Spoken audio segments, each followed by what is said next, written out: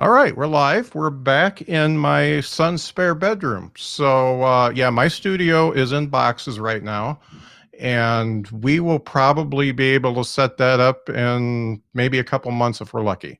So, I'm down here in Alabama like I was before last week, and getting the interviews going again because I have to do the interviews. I have to talk to comedians, and it's a big must for me.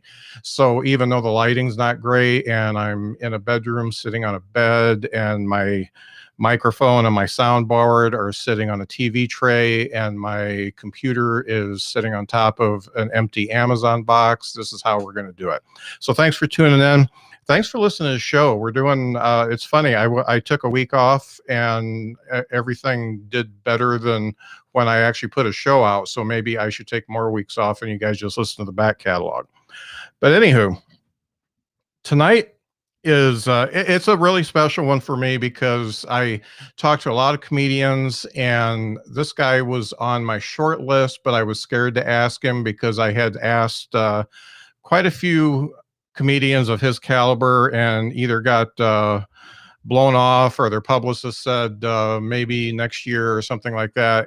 But I did ask him and we get to talk. So my guest tonight started doing comedy back when he was a teenager in Philly and was one of the guys who was actually on Last Comic Standing twice. He was on season 2 and season 3, which was the 5 best from each season. So that's how I got to know him, and really enjoyed seeing him after that. And he's done a lot of albums and a lot of specials. But the one I watched last is Act Happy on Netflix, which just not only was a great comedy special, but he did it different. He had a band and he used the band, and it was really neat what he does. He's just one of the coolest comics I know. Let's just bring him out so I can shut up. It's Todd Glass. Wow. Todd. Hi, how you doing? Oh man, it's really great to meet you. I really am a big fan, and you are just about 6 months younger than me. So we're from the same era, before internet, and back when the only way you could watch comedy was live or one of the late night shows that was on TV, and that was about it. Yeah. And by the way, I appreciate what you said. That always, it hits me right here, in the heart. Yeah. Like you saying something kind like that. I appreciate that because I actually was proud of that special, and I was like, I feel people know what I'm up to.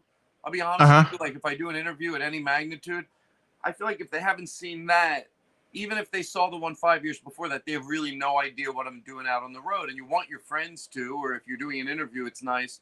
So because that's like, even though from that special till now the band does that was just the start of it. Yeah, that was the start of it, and I appreciate the kind words. Thank you. Yeah, and you've got one of the longest running podcasts going. You started the Todd Glass Show back in 2011, didn't you?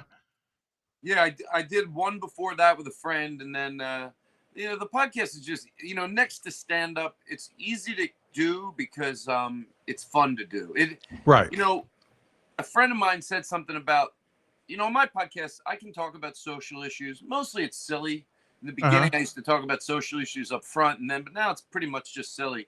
Yeah. But it's like intense silliness. 3 people sitting down, and we have a sound effects person right there. So we're playing, and there's someone there. If we want to be at an airport, boom, we're at an airport. And right. Doing bits with someone at the board, doing sound effects is a lot of fun.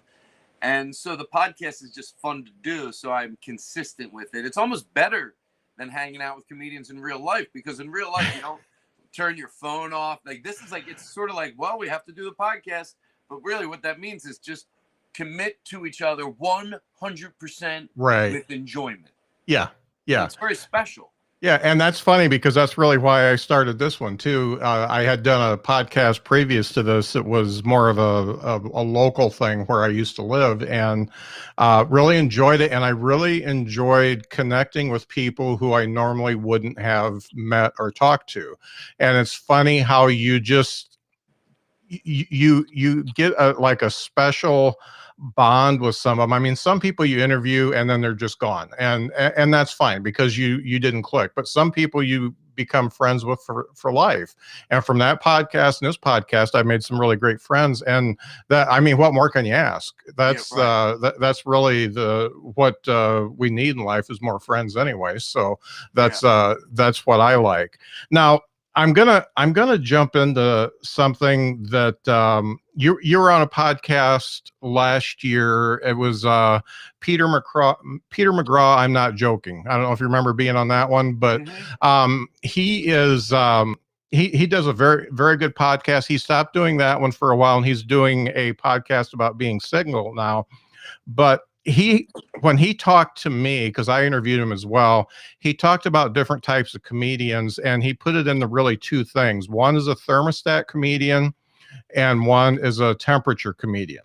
So a temperature comedian is somebody who just kind of says what's going on in their life and says this, they've got their act and stuff like that. And the thermostat comedian is somebody who not only wants to make people laugh, but they want them to come away with something that might make them think about something a little bit different, maybe change their mind about something, maybe put one of those little worms in their ear that makes them think a little bit different.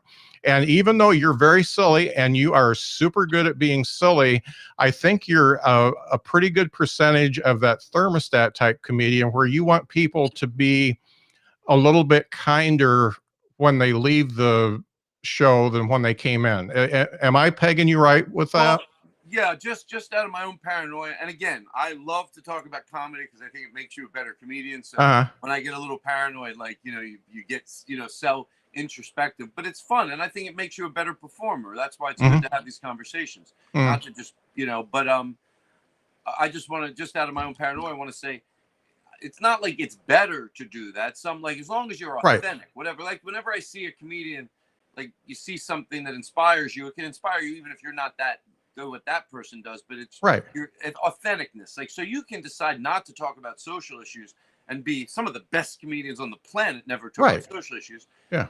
It's just a choice you make. For me, it was like, I mean, it just slowly happened. Now, like I said on this next tour, I said to myself, after the pandemic ends, I think I'm going to go out and just be silly, no more opinions, no more social opinions, just this tour. I have enough I'm complaining about already. And then I go, I'll still have plenty of things I can talk about. I'm not limiting myself, like, to say, anything, but like your social views, you'll, but then it's hard because then, the tour starts and things happen and then you want to, so I just try to make myself a promise that I'll make it funnier than preachy. Yeah. And I've made that mistake. I it's all the way I can stop it is admit it and just make a joke that's funnier than preachy. And on your podcast, you can do whatever you want. You don't have to be funnier than preachy. We're having a different conversation. But on stage, my rule, if you're going to try to say something, it's okay. Just make it funnier than preachy. Otherwise, you get people to just applaud when they agree with your opinion. Yeah. Like, yeah. Right. Funny. And that's not real. That's not how you do it. It's funny because you go into silly, and then you might make just a very, very small comment about just be nice to each other, and then you go right back into silly. I mean, it's almost subliminal sometimes. Well, it's a good, if you feel like expressing yourself in that way, it's a great vehicle to do something. Look, it doesn't have to change anybody socially to be great comedy. It's just if it happens to. It's not like the ultimate is. No, it's just if it's something you want to do, it's a little bonus that you could change people's opinions. It's a powerful thing. That's why you want to make sure you're fucking right, because otherwise. So that's why I do it, because I think sometimes and then I'll shut the fuck up. But like I was talking to a friend today on the phone, and about what we just talked about make it funnier than preachy. And I gave him an example. He goes, well, what's a joke you have you think that's funnier than preachy? I go, I think the joke about peanut allergies is funnier than, like, the joke is, they used to say, I want to give my opinion, but it's funnier than preachy. And the joke is, back then, you know, people that go, oh, there weren't peanut allergies 50 years ago. And they're sort of right. That's, you know, and they think it's ironclad. They're like, no, come on. They're bullshit. There weren't peanut allergies 50 years ago. And the joke is, yeah. But you know what there were? A lot of unexplained deaths. Yeah. Like, that's, so if it's that, and it happens to be in about an opinion, then I'm okay with it. But half the time it's me just, you know, I have the band, so sometimes they start playing, and I think, well, that lets me, that says I'm not taking myself too seriously if I'm playing Glory, Glory, Hallelujah in the background. But that only goes so far too. You know? Yeah. And we're of that generation. We're right there where everybody, not everybody our age, but a lot of people our age are always saying it was better then. And it's really hard. You get stuck in that. And if you don't find something to get you unstuck, then you're just going to stay there and you're going to say, hey, the internet's bad. What kids do today is just bad. You know, the way we do our phones is bad now. And it's just and a lot of it's because we can't adapt. A lot of people of our age, we have trouble adapting, and we don't want to take the time to understand what other people think and how other things work. You know, it really, the same problems that affect comedians, I think, affect people in the regular lives too. And it's just getting change starts. Look, change is hard, you know.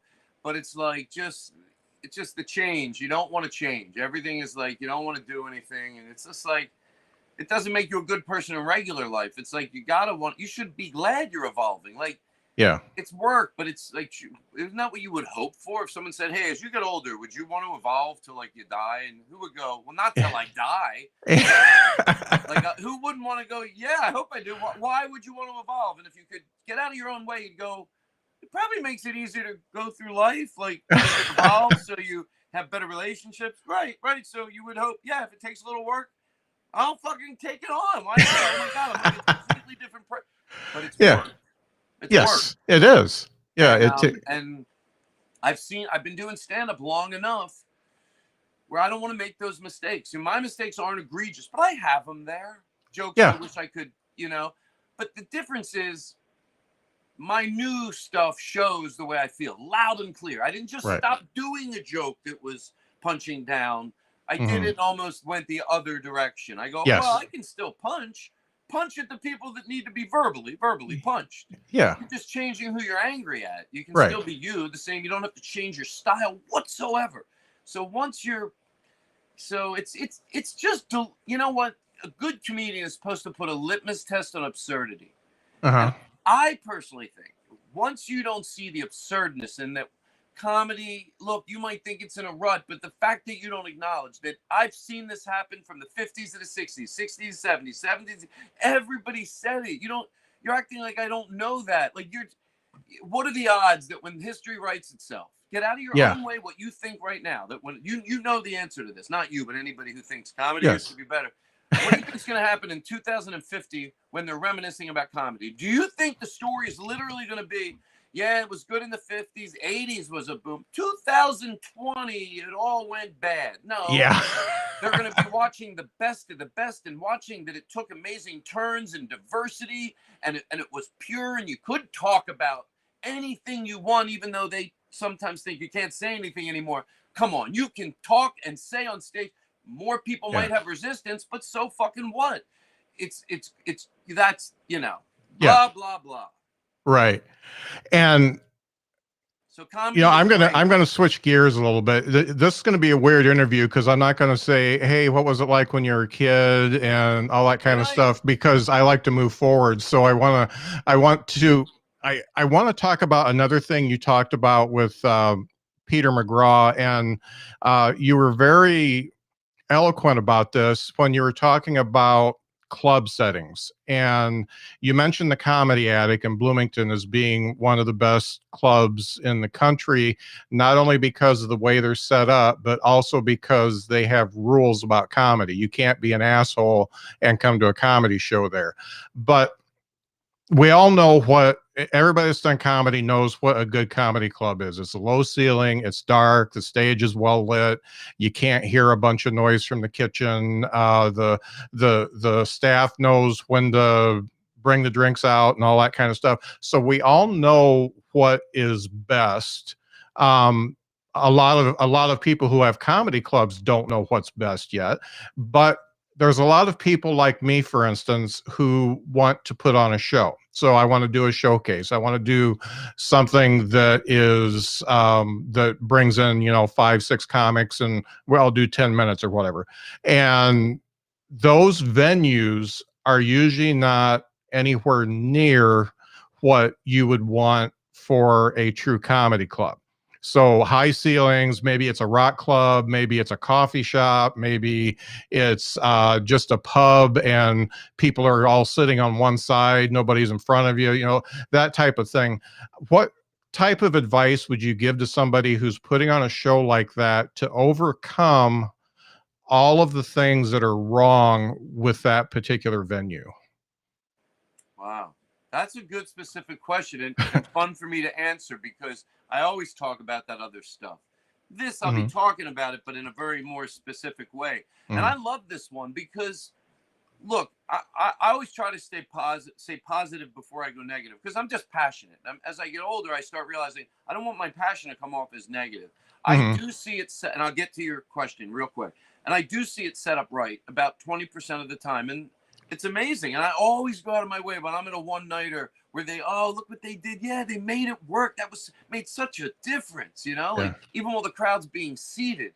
Because I remember going to see a band once. I didn't know who they were. It was in a bar. They had a bar in the room, but my friend managed them. And then all of a sudden, the lights went lower. And I Hmm. heard 5 minutes.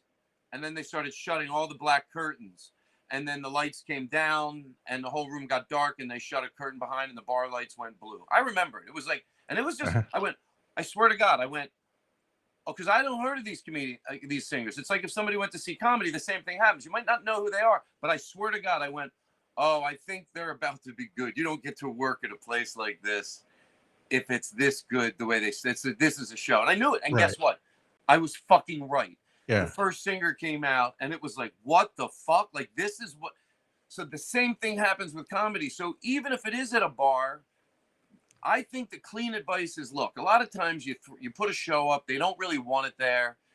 So in those cases, you just do what you got to do. At least you got up on stage. But if you're really wanting to cultivate a comedy night at a bar, you got to not be petrified to go over a few things that you're going to want to do in the Hmm. early stages. It doesn't have to be perfect for comedy, but I think a lot of times when you see it done wrong, one, because they can't do it, like the place that's having it there won't let them. Once you draw a crowd, they start and they're selling a ton of drinks, then they start letting you do more. But in the beginning, you feel like they're going to kick you out anyway. I get it, Hmm. but if up front you're not afraid to say, hey, and can we, put can we darken that over there? Or can I put a black piece of material in that window because the light's going to be out when up front? And if they seem that irritates the hell out of you, then that's not the place you want to do it. You want to be met with some, yeah, we could do this. We could make it good. Yeah. Sense of purpose, music. Like if they walk in there and look, everybody's trying to get the crowds ready. I get it. Just Yeah. different people do different things to get them ready. I get it personally. And I think a lot of people, better comedians, I hate to say it, would agree with me. It's really calming them, not putting them to sleep. The music should be something they haven't heard. I go instrumental out just because less noise pollution. They're talking, Uh-huh. let it be. I get cool instrumentals. I mean cool fucking instrumentals. I play it and what are we talking about? Also the Uh, music. So if you yeah. do that at a bar show and they let you, a lot of times they Uh-huh. will let you do it. You just don't ask. That's a big deal. Just from the minute they get in there, maybe the lights are a little lower. Maybe there's two candles. I mean, one candle on the bar. And Uh-huh. it's a little darker. One flickering candle on a bar is like a real one. Electric candles, you should buy electric candles and you have a box. You put them in, you set them up front. You have to make it look like a sense of purpose. Uh-huh. And I think on these one nighter shows, it can be, yes, sometimes I get it. The venue won't let you. But I think more than that, people don't know what to do. They know when it's done right, but they don't always repeat it. Hmm. So look at the places where the better crowds are. It's usually because they did it right. A lot of times when these places become infamous, oh, that play Thursday night, they've been doing it for 8 years. You usually find out it's set up right, the lights go Right. down, there's a proper microphone. So just run it. That's what that there. Did that Uh-huh. answer your question? Yeah, yeah. That's really, really good. And it's funny you talk about lighting and things like that. One of the places back in South Bend, Indiana, where I was putting on shows was a very good rock club, and they had one of the best sound systems in the world.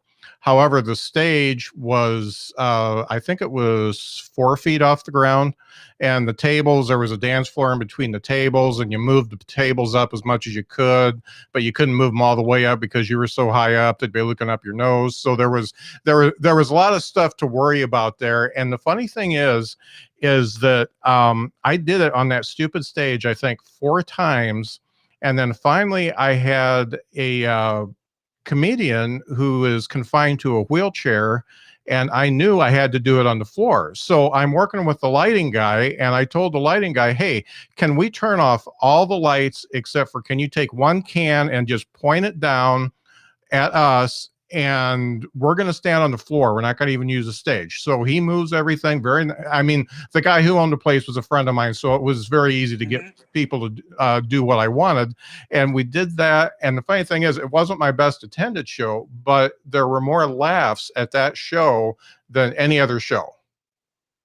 It's, you know what? It's so funny. I had the same experience. I was, yeah, I don't even remember the city now, but I went there and they had a theater, and we were only going to have, you know, about, the theater probably held about like 350, and I had about 100. And same exact thing. The high stage, if I move, but I want to move the chairs up. So same thing. I went on the floor. They were very nice. I said, but I had a 3-piece band also. I'm like, you know what? It's okay. They'll set up over there. Can you black out the stage? They were like, oh yeah, they blacked out the stage. Just like you said, one can. And now the band was there, 100 people. Then it was it felt so full, they had to bring in some high tables. Yeah, because well, we would have left it the old way. Yeah, I liked it. It looked like, oh shit, it's filled, and now they're bringing in some high chairs in the back, and as opposed to doing it, you know, on the stage, it would have not been able to be as intimate. It's, you know, and the bigger point is, like, I always say this stuff because, like, I do want, when I see a one-nighter, I always root for them, and sometimes I'll even offer people, like, hey, if you want me to help you do this, like, and everyone, like, they'll go, yeah, a lot of people said, ask you. I go, I'll do it in a heartbeat. All you got to do is call me. You call me, you want me to go, I'll go to Lowe's with you. We'll buy the extension cord, the clamp-on lights. I'll give you, I even have a piece of big old curtain from the podcast studio. You can hang it up every week. Just call me. I love doing it. I'll help you. You know? And when you do those little things, people walk in, like you talked about the candles and things like that. When you do those little things, people walk in and they kind of say, oh shit, this is going to be real. This isn't just a couple kids getting together saying, hey, let's put on a play, you know? You know, you're right. And you have to remember that not everybody that goes, like, hey, look, the music analogy, I think, is a great one, because I didn't know. We're not criticizing anybody. It's like, you don't, you know, I don't know musicians unless they're at a different level. I don't know. But just by the way it was set up, and that starts, I think at that place, I figured it out, you know, literally 3 minutes before showtime, because this shut, that shut. Like, I didn't realize they had big, thick curtains, and the room changed. I'm like, oh, this is like, bar became a service bar behind a curtain. I was like, what the fuck? So that's the same thing that's going to happen. So I try to make that happen from the second the doors open. Like, you know, the minute they get in there, there's funky music playing. It's dark, and it's, you know, you can make anything look cool if it's dark and you gel the lights blue. Just give it a vibe. Play some cool music that's upbeat, but can change your whole energy. And that's what gets a crowd ready. To me, that's what gets a crowd ready, not riling them up. I think it's calming them down. And you can always get them energetic right before you introduce the first comedian. Hey, with all that out of the way, we hope you're in a good mood. Not let me hear you make noise. I always say to clubs, don't be a we can't hear you, make some noise. Don't be a make some noise club. You're better than that. I told the club once that. I go, you're better than that. You're not a make some noise. Just, you know, do they think they do that in a cool jazz club? Here it Yeah. is, make noise. They know what to do. Right, right.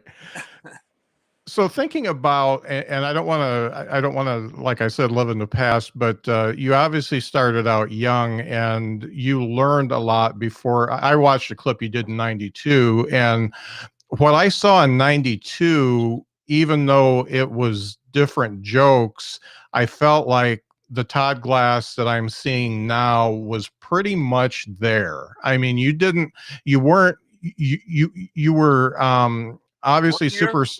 It, the 92 Todd Glass versus the 2001 Todd Glass, I felt like you were pretty close to what you are now in your comedy persona. Did you find that fairly early? No, no, the opposite. I was always, I think the one thing that let me become a better comedian, I was aware when, look, sometimes the better comedian gets better laughs. That happens a lot. Great comedians. I'm not implying, Yeah. but there are nights when sometimes the comedian that's a little, and in my case, I'll use me as an example. That way I'm not offending anybody.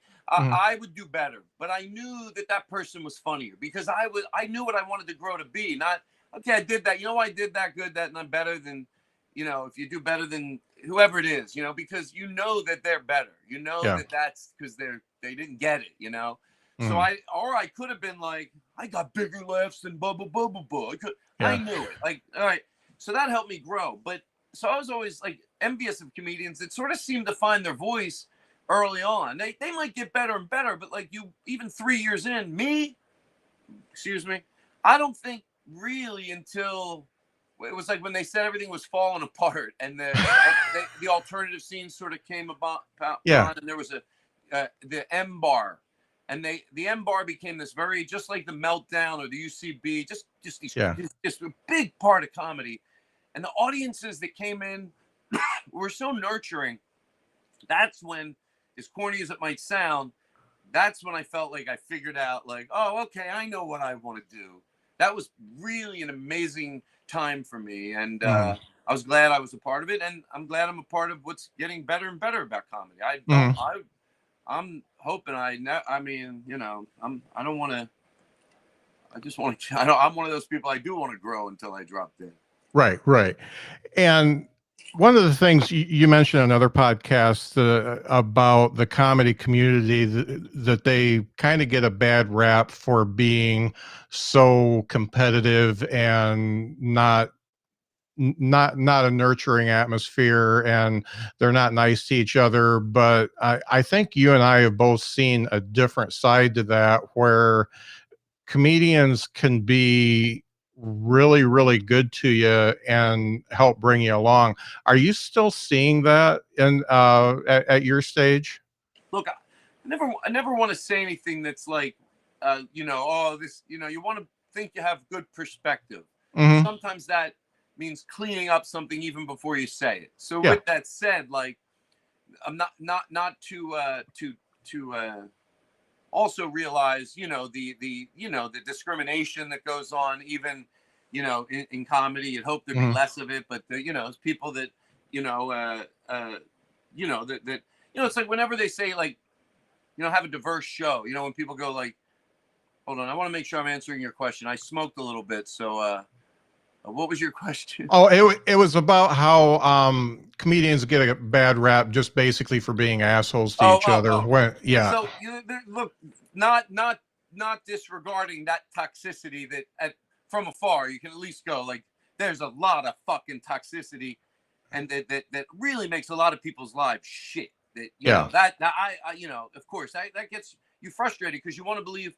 Well, in the comedy world, I want to believe we're like, at least it's not the same as here as in the regular world with that type of bullshit. At least, no, it is.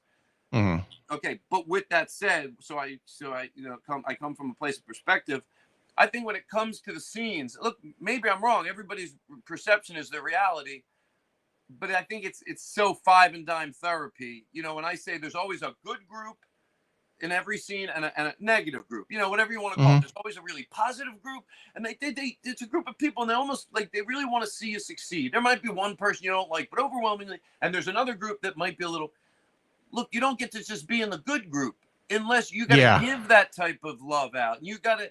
So all I'm saying is, if you think, oh, that scene's very backstabby. I'm not saying isolated situations. I'm talking about when you're saying the entire scene, Hmm. you want to do a self-check to go, is there another more friendly group and I'm not with them? I'm just in the group that I've created that I like on other opinions and things, but they're not too. So, that's that. Yeah. And I appreciate that. It's funny you talk about different scenes, and it's funny how within the same city there's different scenes. I did a open mic once in a city that I won't name that's very famous for music, and I did that open mic, and I introduced myself to the other comedians. I was the only one that was from out of town, and they all said hi, and then they just left. They just went up and talked to themselves. And when they brought me on the stage, the guy introduced me as Scott Kuntis instead of Scott Curtis, and I was pissed. I'm a fighter type of guy. I'm one of those types of guys that when they do that, I want to grab them by the neck and take them outside. And I held that in, but I didn't have an enjoyable experience. My set sucked. Everything was bad. Yeah. On the other side of town, I do an open mic, and everybody's really nice. They're like, "Hey, where are you from?" Blah blah. Blah. We're talking. After I did my set, they were like, "Man, I really like that one," and all that. So it was really funny how it was different, just from one side of the town to the other side of the town. Yeah. Different people, different, total different vibe. Yeah, because I don't think, I mean, the reason it's, I'm contemplating it is because, what if I'm wrong hypothetically? And I'm going, there's always a positive scene, and people are like, yeah, this guy doesn't, he thinks there's not. There's just not. I don't know. I think I might be right, because what are the odds? Look, I make a lot of mistakes in life. I'm not, whenever you think you're getting up on the pedestal, you want to say, look, I in some areas of life, people make me be a better person. I listen to that podcast that makes me, I'm a better person for taking in. I have a conversation with a good friend of mine, like Gary Goldman. I hang up the phone more involved. I'm just saying in this slice, that, and again, I'm sorry, where are we heading? Just talking about being nice as a comedian to other comedians versus being an asshole. I think this is where I was going. But yeah, I've met like, I find it hard to believe that every situation I'm in, I just happen to find a nice group, because I've like, in LA and Philly, I have found that there's always a really cool group, and where I made like really great friendships, and people can even have their flaws, but there can still be a consistency about them and a warmth. And because I've met a lot of those people in stand-up, when I started, people that were supportive at open mic nights. So I think you always got to make sure, if you're giving it, you got to be a stick around 10 minutes to tell someone they had a nice set. It's worth it. If you're that person, you know what, I'm going to fucking stick around. That was a really good set. You'll get that love back, but you got to, so I think that's really, to be honest with you, monumentally good, clean advice. It's what you're saying is, do you have the ability to give yourself a self-check? Because it'll change your life if you go, shit, is he right? Am I giving it? And then you start giving it out there. I know that's five and dime sort of Tony Robbins bullshit. Right. It's very specific to stand-up. That's Well, and talking about Tony Robbins bullshit as it goes with comedy, the funny thing is if you put out that vibe and you are just nice to everyone and you give everyone positive feedback that deserves it, obviously, and you are there for everyone, not every one of those people is going to reciprocate. You can't do that type of stuff expecting reciprocation. It's probably going to come from somebody else. That's so well said. It's like a boss of mine once said, the harder you work, the luckier you get, but the nicer you are, the more you attract nice people. Yeah. Yeah. Goes a long way, Yeah. I always tell everyone I do it, for a few reasons. I guess one, I'm pretty insecure. I'm very insecure. It really helps if I walk into a place and I feel loved. So you learn, just common denominator, that if you give a lot of love, you'll probably end up getting it. So it goes both ways. You go to a club you've been to every year for the past 10 years, and that you walk, if you have, it's not even work. I mean, most of the staff at A rooms, they're there's nothing better than a comedy club staff. So Yeah. if you go in there and you throw love, you get it, and that's what you return to every time. You know, it Right. makes your world, it makes your life better, obviously. You know? Right. Right. Okay. I'm going to change gears again. Thinking about, obviously not thinking about your, like a Netflix special or something like that, but when you're getting ready to headline a club in Pasadena or whatever, and you are, you got an hour to do, what percentage of that hour is baked and you know you're going to say it, and what percentage is going to be some off the cuff riffing off of what you already said and completely impromptu? Well, you know, I started using a binder on stage about 5 years ago. I Hmm. just I just didn't feel like remembering it, and then I remember like as you get older, like I remember once we were doing a Netflix special, and I asked the director, I go, because I thought he was going to say no, you know, but I go, Yeah. I think because you know when you're younger, you do a Comedy Central one, and you can't have notes. They'll put it in the teleprompter. They tell you no. Yeah. I get it. I'm like, I still use them back then. What I did back then was I said, you know, they told me I couldn't use my notes. They didn't want Yeah. me to use my notes. I didn't tell them I was going to do it. I go, so I brought notes and they don't want me to use them. I go, all right, I'll just put them over here on the stool. So, but on this one, you know, you realize they go, yeah, if you want to. So they we put it in a really nice binder and they printed it out on black paper. So the words were like in tan. So Nice. it didn't look so, you know, if the camera caught it. And I Yeah. loved it. I loved it having that being the beaten path, and I could Yeah. put notes in there that remind me to do something exactly where I want to do it. And I'm Yeah. not like staring at it the whole show. I mean, I look at it, then I do Right. 10 minutes of stand up. I flip a page, I explain it up front. So, And I have to say I liked it because oh, I felt like more that you were like a piccolo player just turning the sheet music versus being a comedian reading notes. yeah, no, it's. I always tell the crowd, I go, I'm about 50%. I explain why I do it because I go, I forget a lot, so this is just Yeah. easier. I don't want to remember shit. They laugh, blah blah blah, and so I know about how much because I have the notes. So I would say on a good night, the better the night, the more you're 50-50. Mm-hmm. 50-50, you Yeah. know. So but you know, I like having it because sometimes, especially because I smoke, I can forget where I'm at. I go, it's just very calming, you know. It's Yeah. very calming having it. Yeah. And does the energy of the crowd kind of dictate which way you're going to go to? Unfortunately, too often, yeah. I mean, too much. Like you know, like I get if I don't think everybody's loving it, you know, I get very like, okay, now I won't do that bit because in my head I'll think, well, that's too silly. They won't laugh at that because it's Mm-hmm. too silly. You know how when you're with, you know, you're around people even in life, even if you're not a comic, somebody walks over to where everyone's hanging out and they're like, oh, that someone's parents came. Like Yeah. you just don't think, yeah. So that's what happens. I see people in the crowd sometimes, not always. And but if I do, even if it's only like 20%, but that's still two there, three there, seven there. Uh-huh. It affects me. And sometimes I wish it wouldn't, you know, if I have a comedian in the crowd that I respect, Yeah. uh, then that makes me not do it because I don't want to lose the respect of the comedian. Then I stick to my guns. I don't Yeah. give in, you know. Uh-huh. But And you're this big ball of empathy, and you just want everybody to leave happy because they paid for a ticket. I do. I know. You know. I literally say that on stage. I go, you know. And by the way, this is only when I feel like, oh, I want to get everybody. I could have 80%, but I'm like, no, I want the. So sometimes I will say those things, you know, like Hmm. addressing that. I go, I know there's got to be a few people in the back going, this isn't even stand up. I go, you're technically right. You know, I try to like maybe if I can wean them in. But you know what?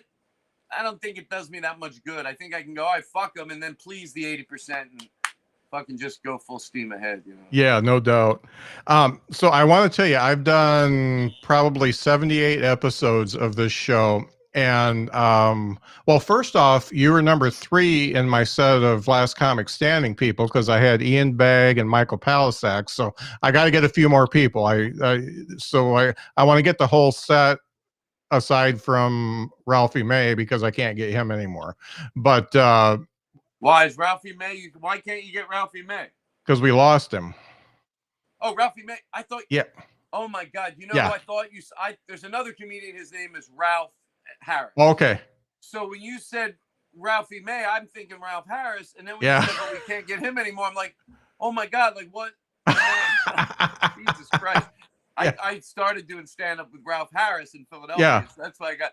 Anyway, so yeah, you can't get Ralphie May anymore. Right. I think we would all agree. Even Ralphie May would agree on that. Yeah. Yeah. I think so.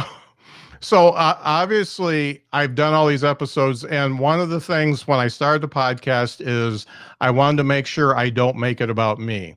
And I'm going to totally break my rule because I want to ask you advice about me personally. Now, I just turned 57 on Saturday. I started comedy when I was 52. I'm about as good as you'd think somebody's been doing it for 2 years. Okay, so it's been a hobby for me.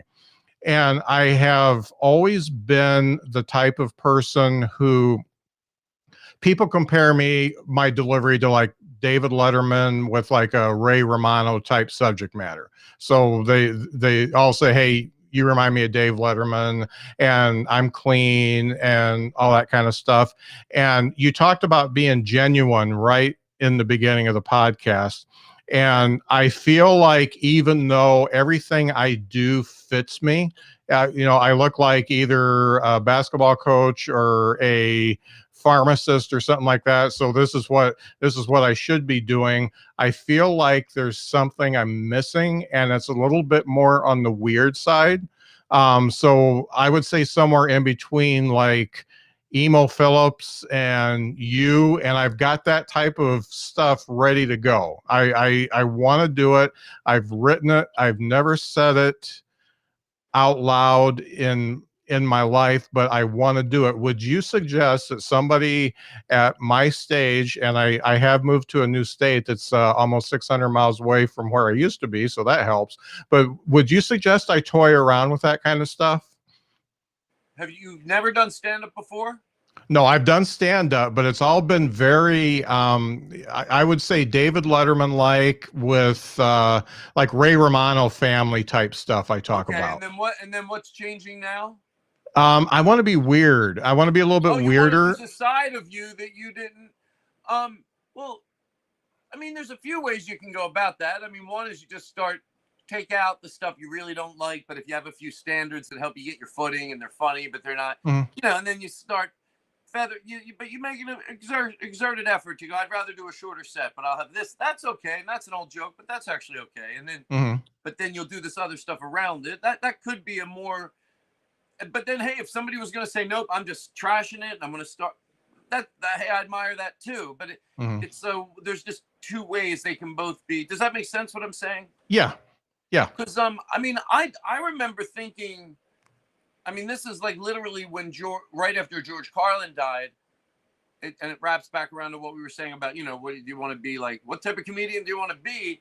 And I remember asking myself that, like in that year, like right after George Carlin died, whatever year that was, going, Mhm. like, what am I going to decide what I want to do? Like, am I going to be, when I say silly, it just means, you know what I mean? Like, Yeah. just lighthearted and silly. The silly does not mean shitty. It just means it's silly. It can still Right. be. So, or am I going to be like, sometimes I want to say a social issue, not usually political. Like, what am I? And then because they were talking about George Carlin so much, somebody said, George did both. He went back and forth. And I was like, oh, okay. I don't have to fucking decide. Yeah. And that Yeah. was such a relief. Like, oh, I thought I had some big, like, going to change over what I do. So, but I did decide that, like you said, another side of you, I get it. I understand what you're saying because I went through that. And I just slowly started doing it in town. And then when I went on the road, I would do my regular act. Yeah. and amazing, like literally, like I would literally do a completely different show on the road. To one time, they and it was good for me what I was doing in LA. That made me a better comic. But one Right. topical thing, Comedy Central was giving out half-hour specials, and my manager, who really doesn't think all his clients deserve everything, he went to bat for me because he just literally said, "Can ask you if somebody over at Comedy Central, can I ask you a question?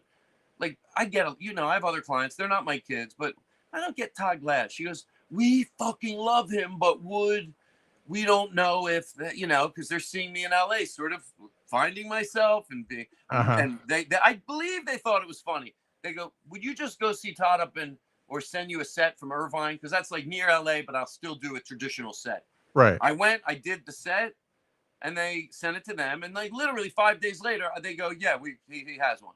Uh-huh. So, but I don't know if that was a good thing, because it rewarded not the better way for me to go in comedy, you know, Right. the other way that was, so, you know, that, so, but that, I did start changing it over, and you know, in hindsight, it eventually caught up with, I don't do anything different on the road or in LA. Now it's the same. And it feels like, you know, especially once you get our age, that just the fact that you're getting paid and you've made a few people laugh, you need it to mean something to you when you walk off the stage, or it's just like punching a time clock. Oh no, I truly love comedy. Like, I always say this, not to sound negative, I hope it sounds positive. Like, yeah, of course you see other people working theaters, and, you know, I still work, you know, traditionally comedy clubs or a black box theater, but I'm still able to stop and go, you're working good comedy clubs. You know, there's a big difference between working a C room or working a Helium or a comedy on stage, or, you know, where they serve drinks, but it's a comedy club. Yeah. And those are really good crowds. And I'm very appreciative of that. Like, Yeah. I go, okay. And, you know, so, and I think the only thing that can get in my way is myself. You know, you have to grow willingly. Like I said, I don't only do it to be a better comedian and make money. Hopefully that's not the reason. That seems like a horrible reason to be change and grow and learn about new people and look back at old jokes and go, oh, I could do better than that.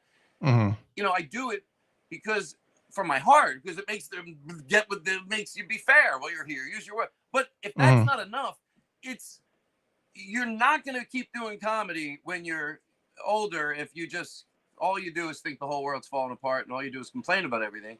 Young people don't want to see you. Okay, so what about the audience that does agree with you? Right?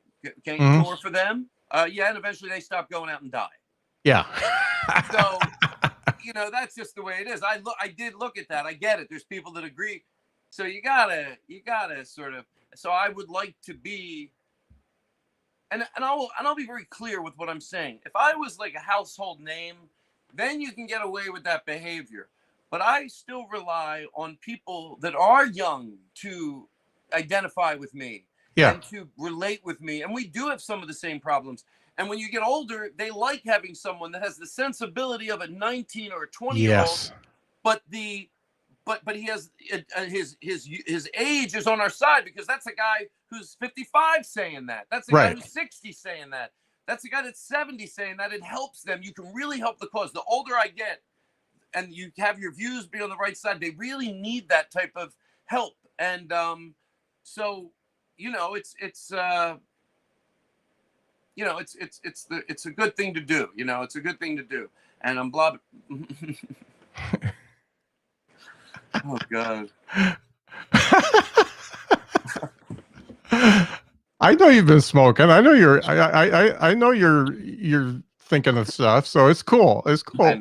Yeah, that I wouldn't have it any other way.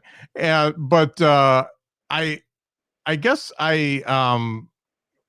just to talk about what you said about the older guy or the older person up there being cool to the young people. First of all, I love that. And Carlin, who you mentioned, really kind of did that for us, saying, you know, he was saying all the things that the young people at the time were thinking, and yet he was the oldest guy on the stage and probably one of the oldest guys in the theater.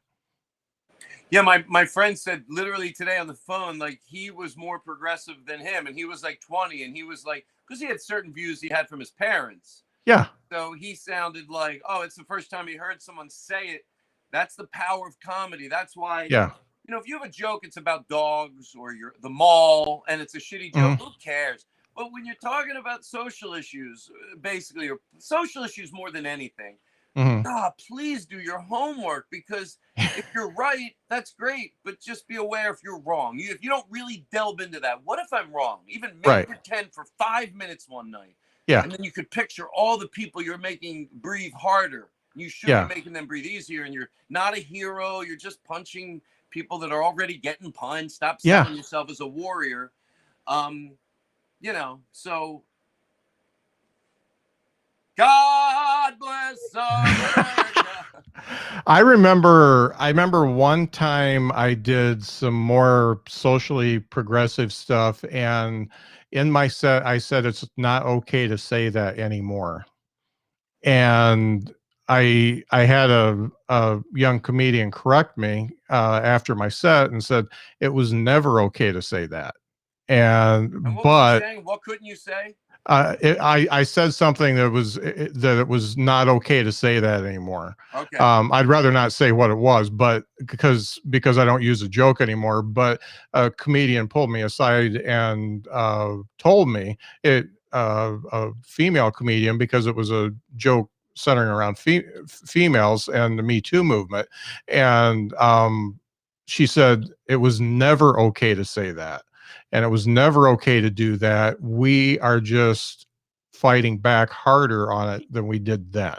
And that meant a lot to me, and that meant that I knew I was punching way above my weight class, and I was going to get beat up, and I needed to stay away from that for a while until, like you said, I do my homework. Yeah. I don't really come to my conclusions on social stances by what's on the table. I look at social progression. Yeah. Sometimes you get an opportunity in life to really learn what a phrase means. Yeah. And we all know what it means to get out of your own way. Right. We know what that means, but then maybe we don't really know. Like, okay, remember when to apply it to yourself, like it's going to save your fucking life. Mm-hmm. So if you get out of your own way and go, and try to come to a conclusion of which way you should go when these social issues, whether it's the Red Sox, they don't want to be called, that situation, or whether it's your, like, take a look at history.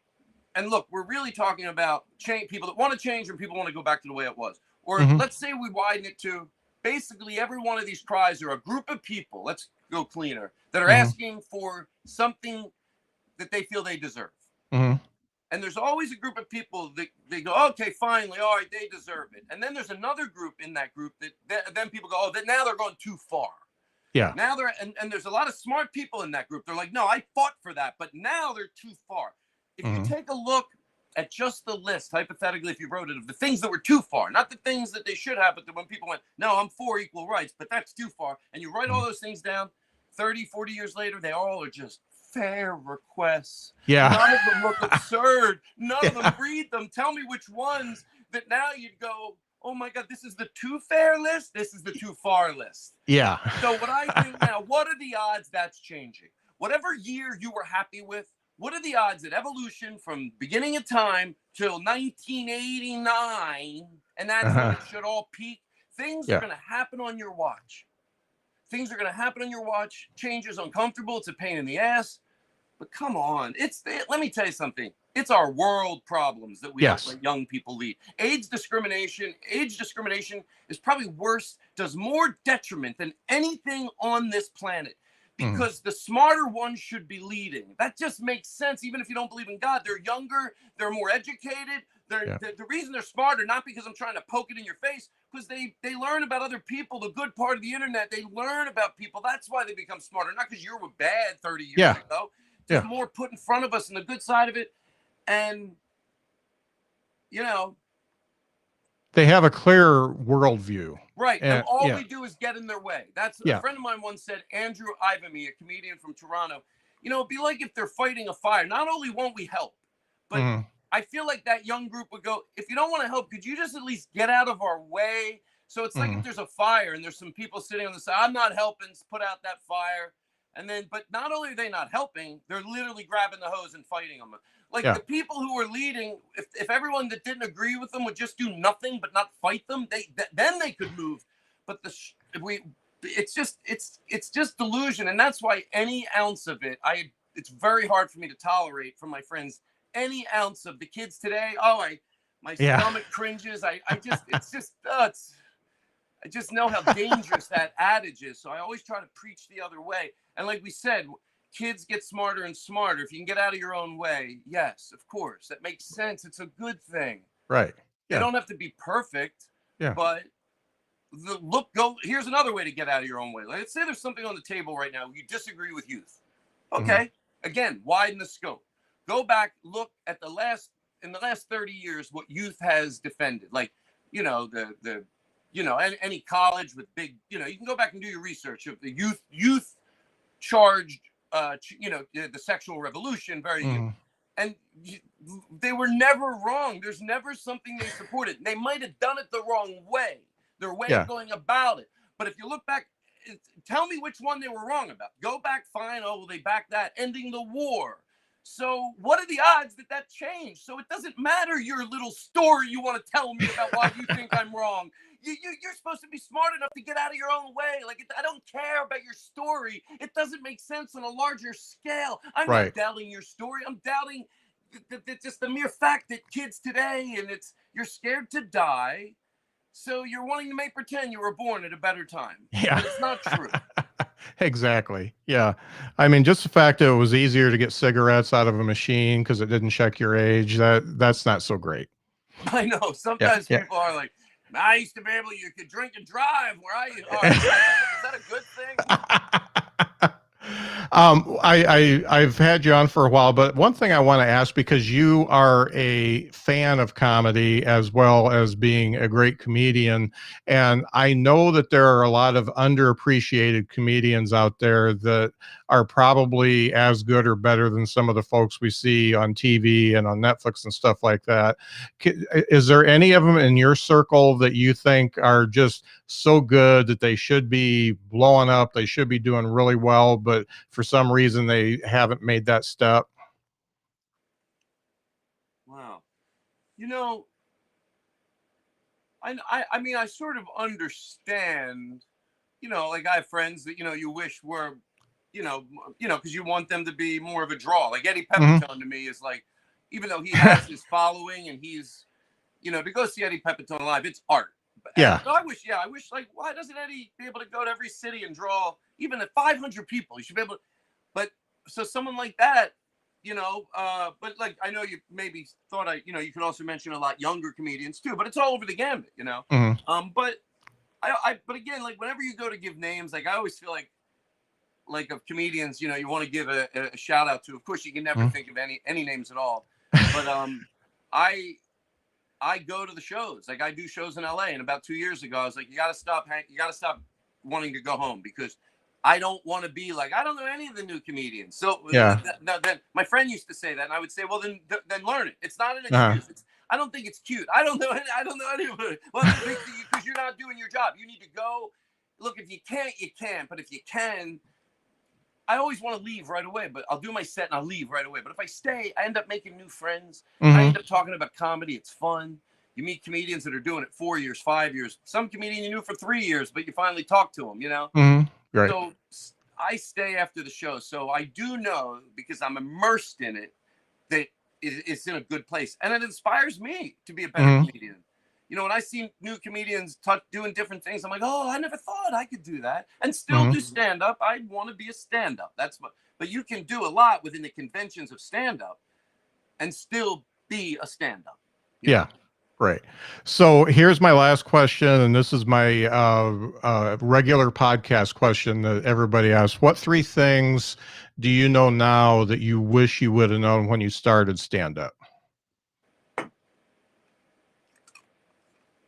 My grandmother was going to die unless she left me $1 million. No, I'm kidding. 3 things that I wish I would have known then.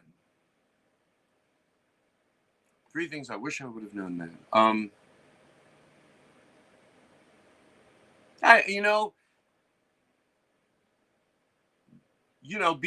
Be more aware socially. I wasn't horrible by far, but that don't matter. Not horrible is not what I'm shooting for. I wasn't egregious by any means, but it would have made me. That's comedy means a lot to me. So number 1, be more socially aware. You know what I mean? 2, don't. I mean, you can still respect an audience. I always like to make that real clear. I don't think bombing is funny. I don't think it's cute. Should be trying your hardest. But trying your hardest doesn't mean if they're not liking what you do, you have to kowtow to maybe doing an old joke you don't do anymore, but it's more digestible. Yeah.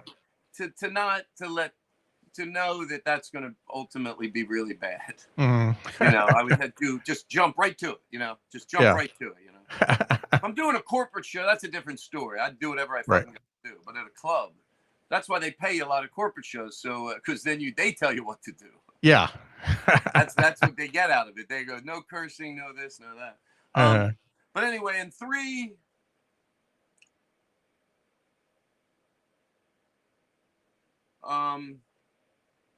Ooh. It's okay if you only have 2. Yeah. I mean, 3 would have probably been if I knew. If I knew Rory Scovel, I probably would have made me. He wasn't even doing comedy back then, but probably hanging out with him would have made me. Wait, that's not knowing anything. Well, it is. I made it work. If I knew Rory Scovel as a friend. Fuck Rory Scovel. Yeah, fuck Rory Scovel. Fuck Rory Scovel. Fuck Rory Scovel. Fuck Rory Scovel. But that was fun. Yeah. So before we sign off, anything that you're working on? Are we going to see you anywhere? What's going on with you? I am working on a new show on HBO Max. It comes out in the end of August or September. It's called 10-Year-Old Tommy. It's an animated series. Oh, cool. The lead. And it is just so. I mean, look, I don't know if the show will be funny, but it really makes me laugh. And he's done other stuff that has made me laugh. So yeah, because I don't like auditions, they make me nervous. But it was during the pandemic. Even on the phone, I was a little more comfortable. And then, I never smoked pot before an audition ever my entire life, but I did in my house. I smoked. Then I was excited to do the script because it really did like make me laugh. Like I could relate to it. I was like, this is like we joke around, me and my friends. Like, this is like. So once I got high, I was excited to do it. I did it. It went well, and then I got the role playing the principal, and they let me ad lib so fucking much. So it's just. I mean, it's absurd. So I'm really you could say, like, I'm having the time of my life going in there and doing a voiceover. I've never done one before, especially one that's really funny. And so HBO Max, it's called 10-Year-Old Tommy. There you go. That sounds great. So did they let you add? They normally do the animation, a lot of it before the voiceover, and they let you ad lib anyway. Well, I think in this case, they did it after because he wants to let the people. Oh, that is, yeah. Because there's times when I see what the mom is saying or the brother, and I know what's on the page. And God damn it, it's so funny. Like, it really makes me, like, snort sometimes. Yeah. But it's really funny. And I hear, but I've never seen it all together. That's why I say I've never seen it all together. So I'm also looking forward to it. I don't even know what my character looks like. I asked last week if she tried to pull it up online, and she couldn't find it. But I'm like, all right, maybe I'll just be surprised. Yeah. Well, I'm excited for that too. That sounds really, really good. It sounds right up your alley too. It is. It's really a lot of fun, and it's like it just couldn't. I'm not nervous to go. Auditions and sometimes acting for someone else that wants you direct you in a certain way. If it's my thing, I'm not nervous, but this to do it, I'm not nervous to go into work. I'm like excited. Like when I get close to the place, I know I'm going to be in there having a good time. So that's always my Netflix special, Act Happy, and thanks for the opportunity. Yeah, if you haven't watched Act Happy, it's very, very good. I rewatched it over the weekends just so I could bone up on it, and it was still funny the second time around. So I loved it. Thank you. Yeah, and I really appreciate you being on the show. Like I said, I don't do all this fawning over people and stuff like that. But you are one of the people that I think of as somebody who made me want to do stand up, and I really, really enjoy what you do. And I've never seen a set of yours that I didn't get something from, and I thought was insightful and not just silly, but just really, really good comedy. And I really enjoy what you do. It's different from everybody else, and yet it really resonates with just about the whole audience. Well, thank you. I really appreciate that. You talk about comedy a lot, so it's like I appreciate if anybody said it, but when someone that is a student about comedy and you talk about comedy all the time, that's like that's a nice compliment. I appreciate it. Yeah. Well, folks, thanks for watching. Jason, thank you for saying that I'm better than someone who's 2 years in. Thank you, Jason. I appreciate that. And thanks for sticking around for the whole thing. I don't talk to people who comment because I want to talk to you, but he did say that, so that's nice. Thanks, Jason. Hey, But I got. Did you? I have time. So if you is that what you said? oh yeah, I just I mean I don't want to take up your whole night because I know you have a life too. So Okay, because I don't mind if you wanted me to answer a few questions. I don't care, but I didn't want to impose okay. myself like I'm suggesting it. Yeah, I've got nobody entered any questions in. Okay, They're good. just talking. They're just I misunderstood, but anyway, yeah. Thank you very much, and yeah, that was a good talk. I really appreciate it. yeah, I really enjoyed meeting you, and thanks again for being on the show. Shoot Gary Gulman a message because he said he said to get him back this summer. So if I could do the Todd Glass and Gary Gulman thing, that would make me super happy. You know what? I'll put in a good word for you. Yeah, tell him I don't suck. Yeah. I'll just text him and just it just takes a little bit to say I think he'll enjoy this. So Yeah, I appreciate it. Have a great night, Todd. Thank bye. you. Bye bye.